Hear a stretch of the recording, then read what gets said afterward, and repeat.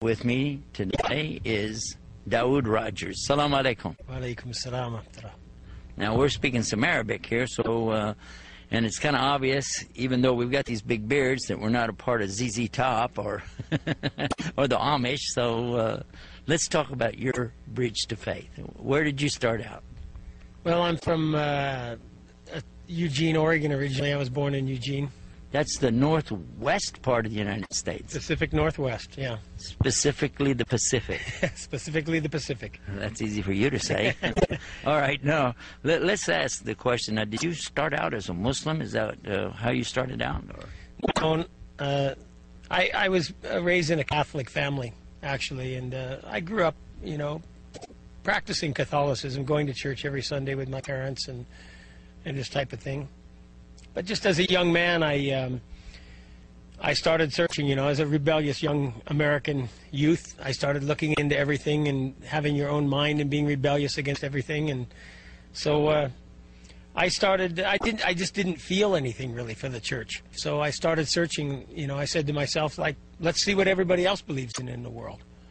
So actually, I was quite, being from Southern Oregon and everything in that area, it's quite a beautiful environmental place. It's a lot of beautiful mountains and trees, and I very much was attached to the environment in the outdoors. And so I started, you know, looking into what was being done to the earth, you know, environmentally, and it really disturbed me. I saw some of the political ramifications of that and such that, you know, corporations were basically exploiting the reserves of the forests and such and cutting them down, and it really disturbed me. I wanted to live a natural lifestyle, and so me and some friends, we were into horses, and we used to ride in the mountains and camp out and such. And after high school, we said, why don't we move out onto a piece of land and live this natural lifestyle that we want to live, an alternative lifestyle, you know, as you would, you know. So I basically became a hippie in a way. I had long hair, and, you know, I had a horse. I had no car. Now, did you have this big beard? I had a big beard, yeah. I had a full beard probably as a senior in high school. Oh, my gosh. Yeah. So, and that was probably fairly unusual, you know, but I was really different anyway in the way I was thinking and in the way I was heading. MashaAllah. So we moved out onto a piece of land and started living this you know, natural lifestyle. And when you're off in solitude like that, and there's time for reflection, what types of things goes through your mind as regards belief or faith or God or things like that? Does anything come up? Of course, you know, I mean, being in a really serene environment where it's silent and it's beautiful, it reminds you of God's creation. And your mind clears up a lot, too.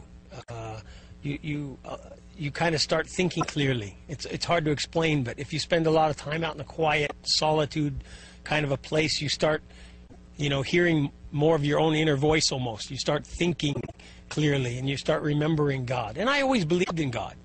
I mean, it wasn't that I, you know, absolutely ever stopped believing God. I always knew there was a God, raised as a Catholic.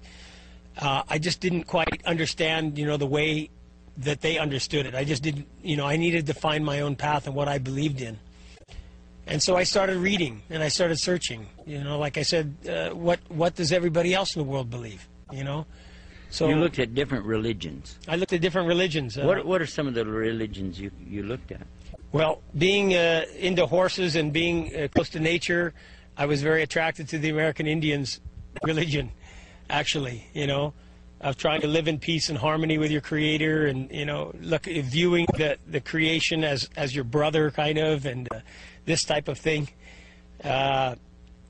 And I spent some time with some Indian medicine men. We used to go into the sweat lodge and stuff like this, and I really was, you know, looking into what they believed in and what were they practicing, and I would pick up anybody's book almost and read it, you know. Some friends were traveling through the airport in these Hare Krishnas giving out books at the airport. So we would, hey, all right, cool, you know, we would take anybody's book and read it. You know, I would take some of these books home, like these things, and look through them and read them and see, what does this person believe in? What do they believe in? What are they saying? What's right and what's wrong? What's yes and what's no? And sometimes you would end up completely baffled. You read the book and you think, what did I learn from that? I don't understand at all what they were talking about. It wasn't clear at all, some of these teachings. So Buddhism, Hinduism, you know, American Indians religions. I was raised a Catholic, you know, so the Bible and Judaism, anybody's religion almost I would look into. I'd listen to gurus and all kinds of stuff. Anybody who thought they were on a spiritual kind of path or something, I was open to listening to. So it turns out that there was one man amongst us who gave us a Qur'an, a simple English translation of a Qur'an, and he basically just said, "You're looking at all these books, you're reading these different books of religion. Here, read this one," with no real introduction, or no real explanation, or no real proselytizing or anything. Just, here's another book. This one's from the Muslims. It's called the Qur'an. It's, you know, read this one, you know. And so I started, you know, reading that book. And we used to sit around the campfire like this when we were living out in the mountains. I was living in a tent. And we used to discuss the theologies and the ideas and the concepts that we were reading about or thinking about or contemplating, you know. And we used to sit around and discuss it, you know, and share the books, you know. Hey, let me read that book when you're done. I got one for you, and, you know, let's check it out. So I read the Qur'an, and unlike so many of the other books I had read, it just was very straightforward and very clear and really touched my heart. When you read in the Qur'an, there's one creator, one God, and he needs to be worshipped alone, directly, exclusively, and that he sent all of these prophets, and that those prophets were brothers.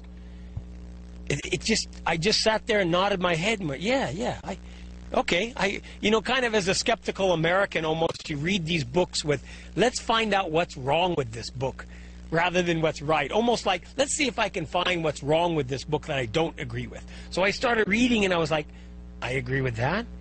I agree with that. That makes sense. I didn't find things that I disagreed with. I found, of course, some things I didn't understand. It was just a very simplistic kind of a translation, too, of the Quran. Very, very simple and very straightforward. It was actually meant for, like, students who had to take an Islamic course in school, and it was just a, you know... But it really made sense to me, and I really believed in it, you know. It already, as I said, I already believed that there was one God and one Creator.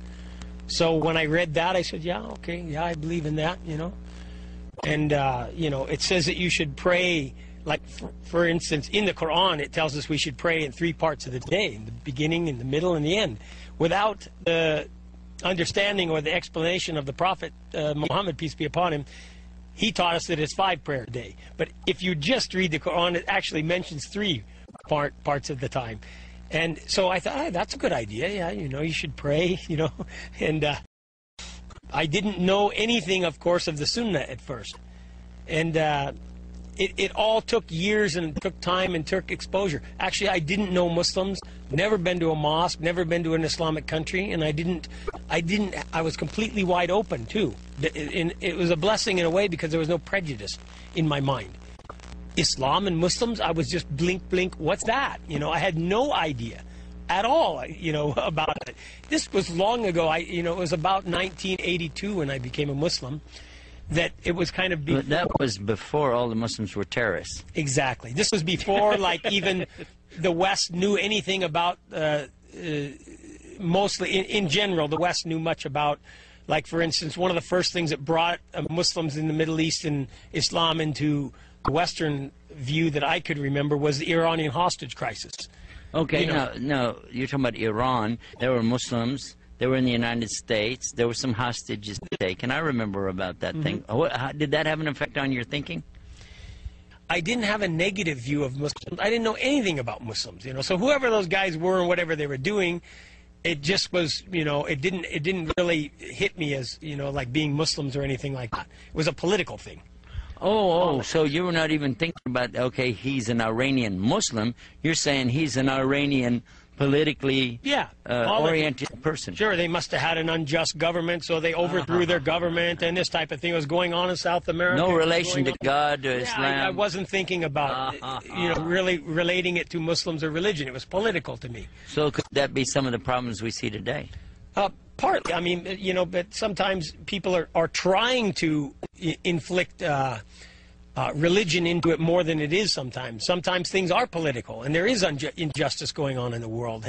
And sometimes people want to twist things around a little bit and say it's going on because of just their religious beliefs, not necessarily because of injustice.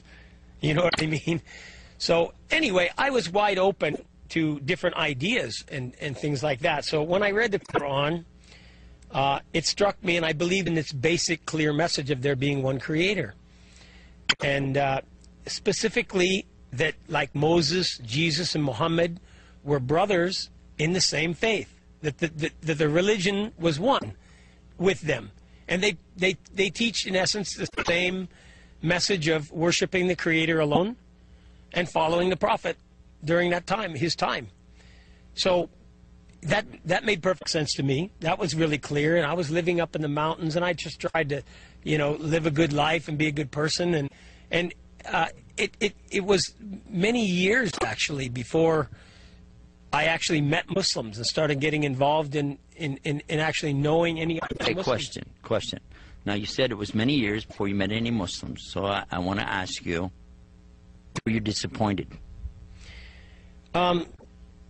In a way, yes and no. At first, you meet people from other countries. They have different cultures and different languages and different mannerisms.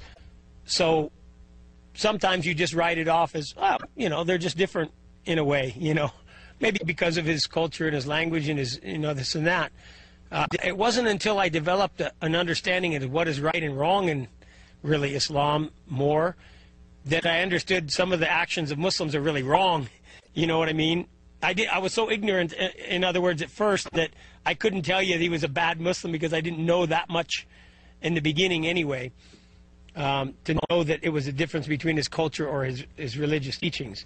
Well, this is fascinating. We're getting so much out of it. We're drawing close to the end of our program. What message do you have for us? What maybe you could tell us what happened that put it all together for you and brought you to where you are now, briefly.